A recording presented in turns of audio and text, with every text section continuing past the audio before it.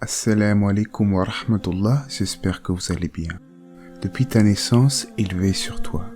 Il t'a créé, il t'a vu évoluer, il fait battre ton cœur, il connaît toutes tes pensées, même les plus secrètes, jusqu'à tes moindres souvenirs. Il saisit tous les regards simultanément, entend toutes les conversations, et pas une feuille ne tombe sur terre sans qu'il ne le sache. Allah, le créateur des cieux et de la terre.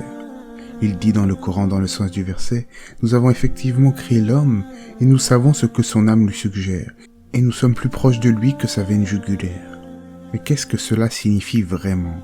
S'il était aussi proche de nous, pourquoi ne le voyons-nous donc pas? On en parle tout de suite, après la petite intro.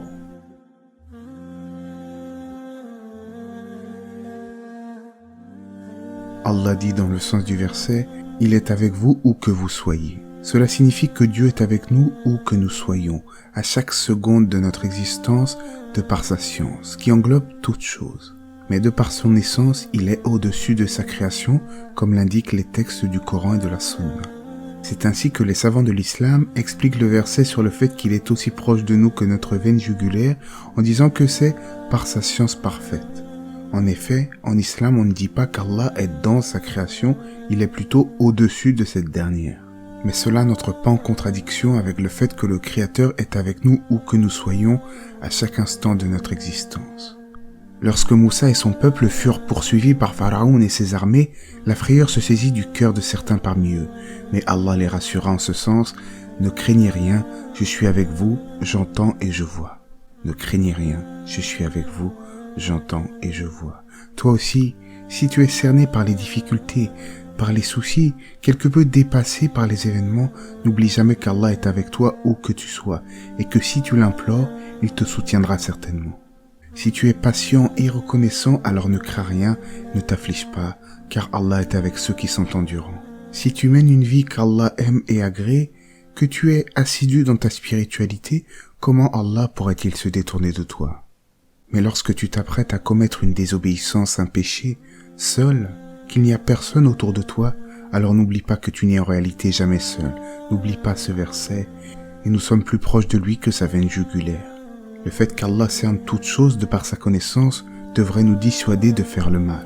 Et l'excellence al-Ihsan, c'est d'adorer Allah comme si tu le voyais, car même si tu ne le vois pas, lui certes t'observe parfaitement.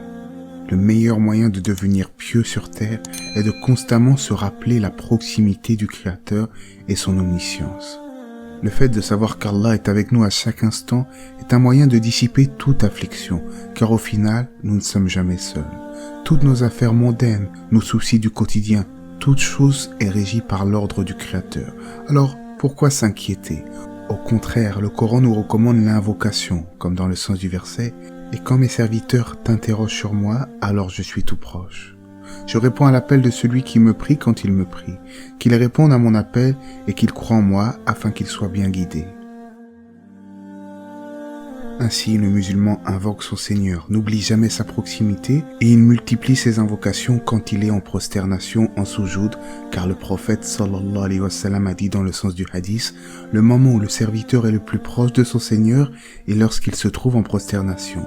Multipliez donc les invocations à ce moment-là. Allah c'est mieux. J'espère que ce petit rappel vous aura été profitable. N'hésitez pas à vous abonner si vous êtes nouveau sur la chaîne, à aimer la vidéo.